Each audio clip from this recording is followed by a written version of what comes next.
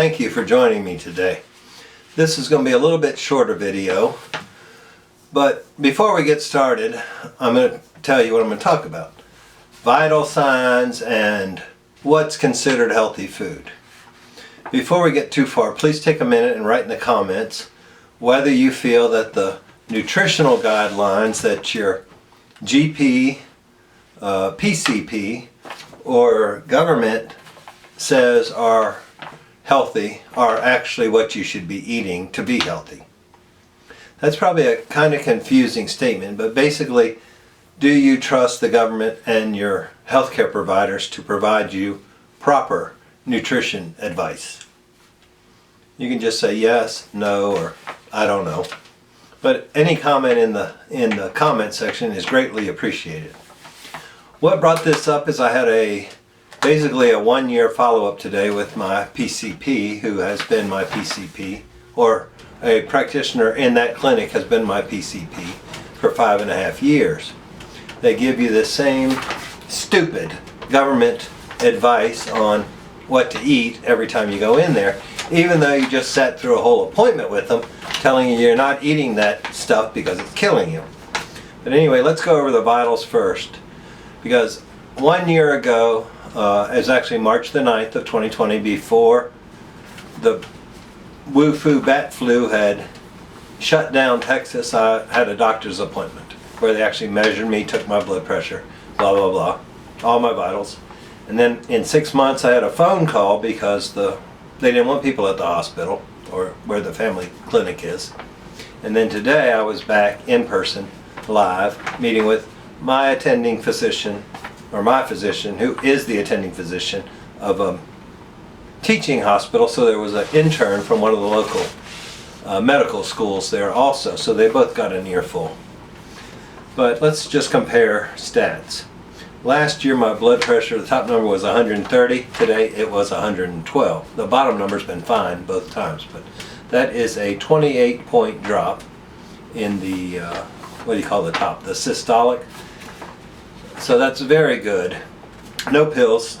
A year ago the doctor tells me, well, why don't you email me like once a week with a blood pressure reading, because we might have to put you on blood pressure pills. I'm like, no blood pressure pills, I'll get it fixed. I got it fixed. Okay, a year ago my weight was 246 pounds at the hospital. Today it's 221, so that's a 25-pound weight loss in 12 months and basically a week. I think it's 6 days. I was at a BMI of 32 something, which is in the obese category. Today I'm at 29.16 in the overweight category. So I'm no longer obese, even though you look at the video and you say, well, you're not a thin person. No, I'm not. I've got another 40 pounds to lose, even though I have lost 40 pounds from my peak. I have about 35 to 40 to go to get to where I want to be. But I'll get it done with this new way of eating and with your support. So then I was going to read through this thing, but it takes too long, so I'm just basically going to say, you know what the dietary guidelines are. Eat lean meat, eat low-fat cheese, eat low-fat everything, low-fat milk, non-fat milk, skim milk, beans, rice, whole wheat bread, whole wheat pasta. Leafy green vegetables, increase your fruit and your vegetables and your grains. Well, what does that do for you? I can condense it all into one thing. If you eat what the dietary guidelines and what your general practitioner or primary care physician tells you, which are the guidelines, that's what they are supposed to tell you, you will get fat. You will become insulin resistant, and you will have the diseases of modern civilization. I mean, it's not rocket science. That's why we have all the diseases we have today, is people are eating according to the guidelines. If the government was that efficient and everything else, we'd be out of debt and the superpower we claim to be. But the government's not that efficient. But why is everybody following on the food guidelines? Well, because they force you to. If you go to a public school, a publicly funded college, if you're in prison, if you're in the military, if you're in a senior home, an old folks home, anywhere that gets federal aid, they have to feed you according to the nutrition guidelines.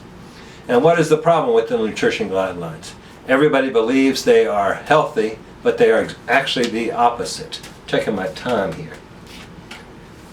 Oops, I didn't push start, so I don't know how much time I have. This camera will cut me off if I talk too long. Might be good for y'all, but the problem with the food guidelines is almost everything on it has a glucose response, which has an insulin response. Insulin is a hormone in your body which is called the fat storing hormone. Basically, if your insulin is high, it means your sugar in your blood is high. Another name for sugar is glucose. When glucose goes up because you eat something that causes it to go up, the only things that can cause it to go up are carbohydrates and a certain amount of protein. Fat really has no glucose response. That's why eating fat helps you to lose weight. But when your glucose goes up, your insulin tells your body to put the sugar, i.e. the energy, into your fat cells. And when it stays high, it continues to say that, which stops the fat cells from releasing any glucose or energy. Therefore, you can be starving, but your body can't release the energy if your insulin is high. So the way to get your insulin down is to reduce the carbs and eat what I consider healthy, which is a high-fat, low-carb diet.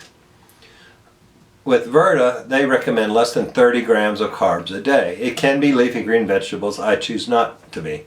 Most of my carbs come from flavored water and ranch dressing that has got the main ingredient of canola oil instead of soybean oil, because soybean oil is high in PUFAs.